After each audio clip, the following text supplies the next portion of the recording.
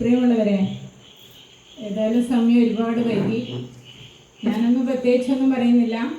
നമ്മുടെ എസ് ജാനകി അനുസ്മരണ പരിപാടിയാണ് നമ്മളിന്നിവിടെ നടത്താൻ പോകുന്നത്.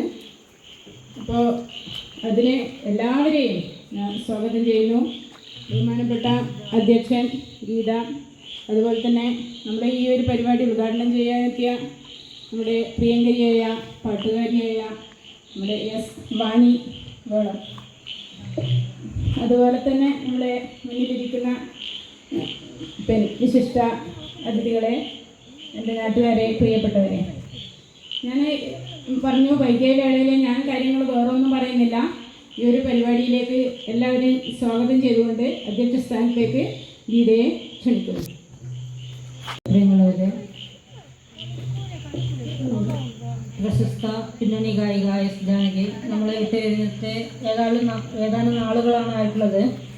അദ്ദേഹത്തിൻ്റെ ഒരു ഓർമ്മ അല്ലെങ്കിൽ ഒരു അനുസ്മരണ ഇവിടെ നടത്തുക എന്നുള്ളത് വളരെ സന്തോഷമുള്ള ഒരു കാര്യമാണ്. അപ്പോൾ ഈ പരിപാടിക്ക് എത്തിച്ചേർന്നിട്ടുള്ള നമ്മളെ പ്രശസ്ത ഗായിക വാണി ദേവിയാണ്. പിന്നെ ഈ പരിപാടി ഉദ്ഘാടനം ചെയ്യുന്നതിന് വേണ്ടി എത്തിയിട്ടുള്ള വാണി ദേവിയെ ക്ഷണിച്ചുകൊണ്ട്. ബഹുമാനപ്പെട്ട അധ്യക്ഷ, ഇന്നത്തെ ഈ ജാനകി അമ്മ അനുസ്മരണ പരിപാടിയിൽ എത്തിച്ചേർന്ന പ്രിയമുള്ളവരെ, എല്ലാവർക്കും നമസ്കാരം. ആദ്യം തന്നെ ഒരു ക്ഷമ പറയുകയാണ്. ഒരു കുടുംബത്തിലൊരു മരണം സംഭവിച്ചതുകൊണ്ടാണ് വരാൻ കുറച്ച് വൈകിയത്. എന്നാൽ തന്നെയും ജാനകി അമ്മയെ അനുസ്മരിക്കുക എന്ന് പറഞ്ഞാൽ ഒരു ഗായികയെ സംബന്ധിച്ചിടത്തോളം വളരെയധികം അഭിമാനവും സന്തോഷമുള്ളൊരു കാര്യമാണ്. കാരണം നമ്മുടെ മലയാളത്തിലെന്നല്ല, പല ഭാഷകളായി പല പാട്ടുകൾ ജാനകി അമ്മ പാടിയിട്ടുണ്ട്. 20ഓളം ഭാഷകളിലും നമ്മൾ കേട്ടിട്ട് പോലും ഇല്ലാത്ത പല ഭാഷകളിലും പാട്ട് പാടിയിട്ടുള്ള ആളാണ് ജാനകി അമ്മ. മലയാളത്തിൽ 1200ഓളം പാട്ടുകൾ പാടിയിട്ടുണ്ട്. ജാനകി അമ്മ പാടിയ ഓരോ പാട്ടും നമ്മളേവരും ഇഷ്ടപ്പെടുന്ന പാട്ടുകൾ തന്നെയാണ്. ഒന്നും നമുക്കങ്ങനെ മാറ്റി വെക്കേണ്ടതായ ഒരു പാട്ടുകളും ഇല്ല. എല്ലാ പാട്ടുകളും വീണ്ടും വീണ്ടും കേൾക്കുമ്പോഴും നമുക്ക് ഒരു മനസ്സിനൊരു സുഖം, ഒരു സന്തോഷം ഉണ്ടാകുന്നതാണ്. എന്നെ സംബന്ധിച്ചിടത്തോളം ഞാൻ ആദ്യകാലത്തൊന്നും ജാനകി അമ്മയുടെ പാട്ടുകൾ അധികം പാടാറില്ലായിരുന്നു. കാരണം അത്രയും ഭാവം ഉൾക്കൊണ്ട് ഒരു സംഗീത സംവിധായകൻ എന്താണോ ഉദ്ദേശിച്ചത്, അല്ലെ ആ സിനിമയുടെ സംവിധായകൻ ആ പാട്ടിൻ്റെ രംഗത്ത് എന്താണോ ഉദ്ദേശിച്ചത്, അതിൻ്റെ ഭാവം പൂർണ്ണമായും ഉൾക്കൊണ്ടുകൊണ്ടാണ് ജാനകി അമ്മ പാട്ട് പാടുന്നത്. 1938 ആന്ധ്രാപ്രദേശിലാണ് ജാനകി അമ്മ ജനിച്ചത്. പക്ഷെ നമ്മൾ ചെറുപ്പം മുതൽ കേട്ട ഒരു പാട്ട് കേൾക്കുമ്പോൾ നമുക്ക് ആർക്കും തോന്നില്ല ജാനകി അമ്മ ഒരു അന്യഭാഷയിൽ നിന്ന് വന്ന ഒരാളാണ്, ഒരു ആന്ധ്രയിൽ നിന്ന് വന്ന ഒരാളാണ്. നമ്മുടെ ഈ മലയാളം പാട്ടുകളൊക്കെ ഇത്രയും ഉച്ചാരണ ശുദ്ധിയോടുകൂടി ഭാവ താള ലയ സംഗമത്തോടുകൂടി പാടി നമ്മളെ അതിശയിപ്പിച്ചിരിക്കുന്നതെന്ന്. അപ്പോൾ വളരെ ചെറുപ്പത്തിൽ തന്നെ ജാനകി അമ്മയുടെ അച്ഛനും അമ്മയൊക്കെ മരിച്ചുപോയി. അപ്പോൾ ഏതോ ഒരു പരിപാടിയിൽ വെച്ച് ജാനകി അമ്മ വെറുതെ ഒരു പാട്ട് ഇങ്ങനെ പാടുന്നത് അവരുടെ അമ്മാവൻ കേട്ടു. അപ്പോഴാണ് അദ്ദേഹത്തിന് മനസ്സിലായത് എൻ്റെ മരുമകൾ ഇത്രയും ഭംഗിയായിട്ട് പാട്ട് പാടുന്ന ഒരാളാണെന്ന്. എന്നിട്ട് അദ്ദേഹം അവരെ സംഗീതം പഠിപ്പിക്കാൻ വേണ്ടി ചേർത്തു. പക്ഷേങ്കിൽ നിർഭാഗ്യവശാൽ അധികം കാലം സംഗീതം പഠിക്കാൻ വേണ്ടി പറ്റിയില്ല. ഗുരുനാഥൻ മരിച്ചു പോവുകയോ അങ്ങനെ എന്തോ ഒരു സംഭവം നടന്നു. അതിനുശേഷം സ്റ്റുഡിയോയിലേക്ക് വേണ്ടിയിട്ടുള്ള വർക്കിനെ അവരെ വിളിച്ചു. അങ്ങനെ 1957 ജാനകി അമ്മ ആദ്യമായിട്ട് സിനിമയിൽ പാടുന്നത്. തമിഴിലാണ് ആദ്യ ഗാനം പാടിയത്. അങ്ങനെ 5 ഭാഷയിലങ്ങാട്ടും ആ ഫസ്റ്റ് ടൈമിൽ തന്നെ പാടിയിരുന്നു. അതിന് വലിയൊരു കഥയുണ്ട്. സ്റ്റുഡിയോയിൽ റെക്കോർഡ് ചെയ്യാൻ വേണ്ടി വന്നത് പീലിയിലായിരുന്നു, ഒരു പാട്ട് പാടാൻ വേണ്ടിയിട്ട്. അപ്പോൾ ദക്ഷിണാമൂർത്തി സ്വാമിയുടെ ഒരു പാട്ടായിരുന്നു. പീലിയിലേക്ക് എത്ര തരത്തിൽ പാടിയിട്ടും ആ പാട്ട് ഒരു തരത്തിലും പാടി അങ്ങ് ഫലിപ്പിക്കാൻ വേണ്ടി പറ്റുന്നില്ല. വയ്യ ഓരോ അതിൽ നിന്ന് പിന്മാറിയിട്ട് പറഞ്ഞു, പുതിയതായിട്ട് വന്നൊരു കുട്ടിയുണ്ട്, ആ കുട്ടിയെ കൊണ്ടുവന്നത് പാട്ട് പാടിപ്പിച്ച് നോക്കുന്നു.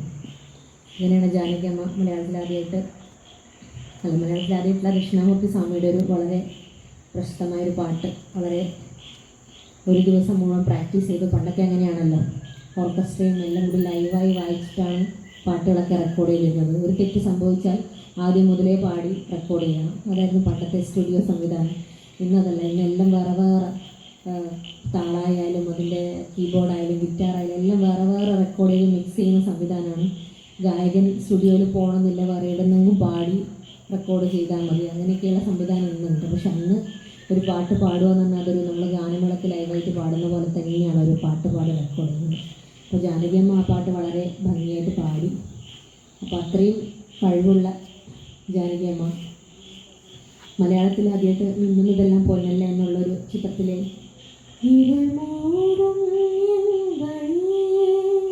പറഞ്ഞിട്ടൊരു പാട്ടാണ് പാടിയിട്ടുള്ളത്. ഞാൻ ആദ്യമായിട്ട് ജാനകിയമ്മയുടെ ഒരു പാട്ട് ഒരു മത്സരത്തിന് വേണ്ടിയിട്ടാണ്, ഈ പറഞ്ഞ പോലെ പേടിയായിരുന്നു ജാനകിയമ്മയുടെ പാട്ട് പഠിക്കാൻ വേണ്ടിയിട്ട്. പക്ഷേ എങ്കിൽ ഒരു മത്സരത്തിന് വേണ്ടി എന്നെ പാടാൻ പി ഭാസ്കര മാഷിൻ്റെ പാട്ടുകളുടെ ഒരു മത്സരം ഉണ്ടായിരുന്നു. അപ്പോൾ അതിനുവേണ്ടി പഠിക്കാൻ വേണ്ടിയിട്ട് എന്നോട് പറഞ്ഞു, കുറേ പാട്ടുകൾ എനിക്ക് തന്നു. അപ്പോൾ അതിൽ നിന്ന് കേട്ടപ്പോൾ എനിക്ക് പെട്ടെന്ന് പഠിക്കാൻ പറ്റുമെന്ന് തോന്നിയൊരു പാട്ടായിരുന്നു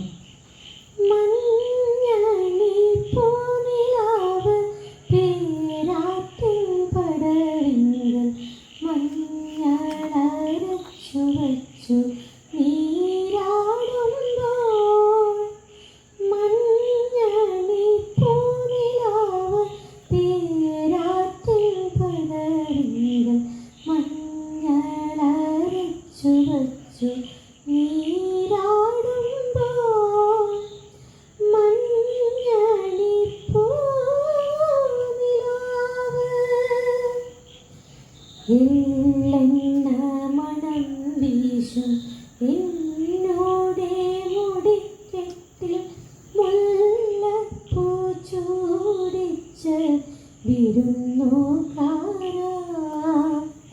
എള്ളെണ്ണ മണം വീശും എന്നോടെ മുടിക്കെട്ടിൽ മുല്ലപ്പൂ ചൂടിച്ച് വിരുന്നുകാരാ.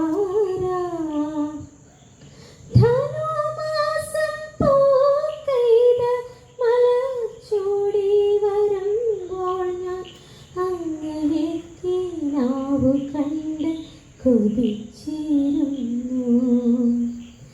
മഞ്ഞണി പൂനിലാവ് പേരാറ്റിൻ പടരികൾ മഞ്ഞളരച്ചു വച്ചു നീരാടുമ്പോൾ മഞ്ഞണി പൂനിലാവ്. അങ്ങനെ ഒരുപാട് ഗാനങ്ങൾ ജാനകിയമ്മ നമ്മുടെ മലയാളത്തിന് സമ്മാനിച്ചു. ദക്ഷിണേന്ത്യയിൽ തന്നെ ദക്ഷിണേന്ത്യയുടെ വാനമ്പാടിയായി മാറി. തമിഴിലും തെലുങ്കിലും ഒക്കെ ഒരുപാട് പാട്ടുകൾ, ജപ്പാനീസ് ഭാഷയിൽ വരെ പാട്ടുകൾ പാടിയിട്ടുണ്ട് ജാനകിയമ്മ. മലയാളത്തിൽ MS ബാബുക്കാണ് ജാനകിയമ്മയുടെ ശബ്ദം ഏറ്റവും കൂടുതൽ ഉപയോഗിച്ചത്. നമ്മളൊക്കെ ഇഷ്ടപ്പെട്ട സൂര്യകാന്തി സ്വപ്നം കാണുവതാരേ ആരേ സ്വപ്നം കാണുവതാരേ. നമ്മളെല്ലാവരും ഇഷ്ടപ്പെടുന്നൊരു കുറച്ച് സ്പീഡ് പാട്ടുണ്ട്.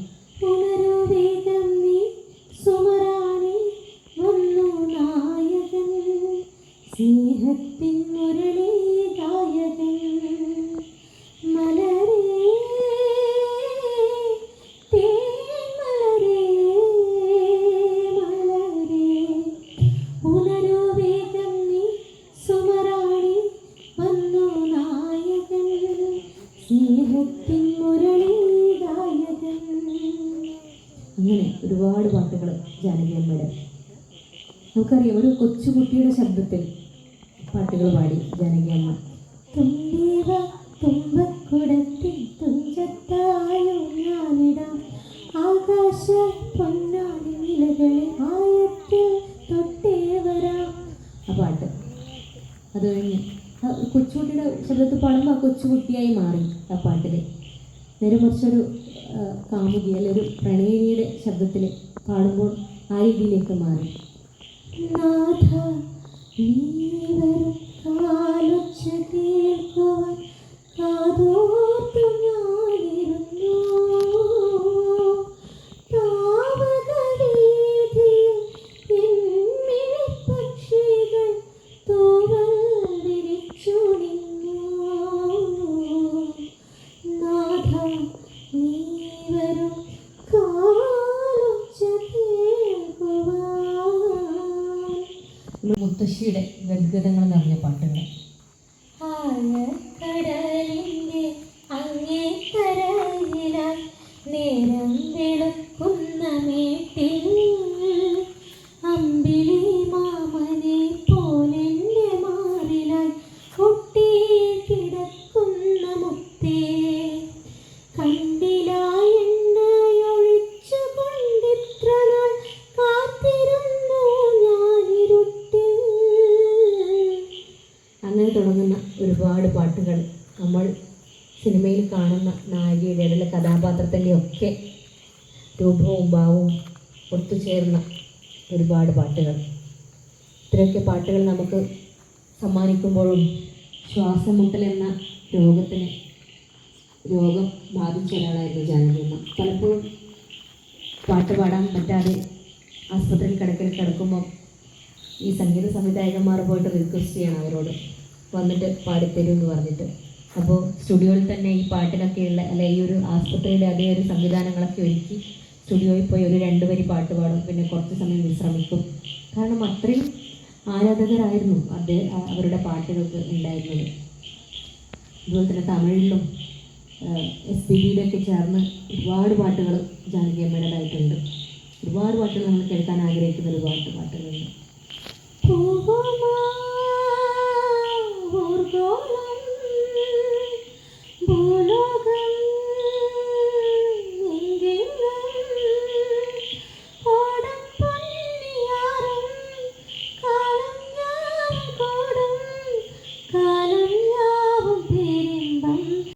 ജാനകിയമ്മ അനുസ്മരണ പരിപാടിയിലേക്ക് എന്നെ ക്ഷണിച്ചത് വളരെയധികം സന്തോഷം. അതിന് സംഘാടകർക്കൊക്കെ നന്ദി അറിയിക്കുന്നു. നമസ്കാരം. വളരെ മനോഹരമായ ഒരുപാട് ഗാനങ്ങൾ കോർത്തിണക്കി ഒരു നല്ല സായാഹ്നം നമുക്ക് ബഹുമാനപ്പെട്ട മെമ്പർ കൂടിയായ വാണി ദേവി തന്നിട്ടുണ്ട്. ഈ പരിപാടിക്ക് ആശംസ അറിയിക്കുന്നതിന് വേണ്ടി വായനശാല കമ്മിറ്റിയുടെ മുതിർന്ന അംഗം ശ്രീ ബാലാട്ടിനെ ക്ഷണിക്കുന്നു.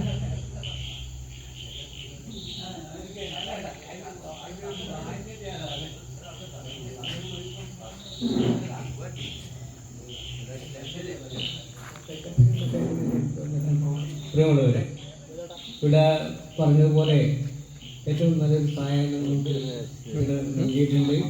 അതിന് നന്ദി രേഖപ്പെടുത്തിക്കൊണ്ട് ഞാൻ നിർത്തും. ലൈബ്രറിയൻ വിനീഷനെ ക്ഷണിക്കുന്നു.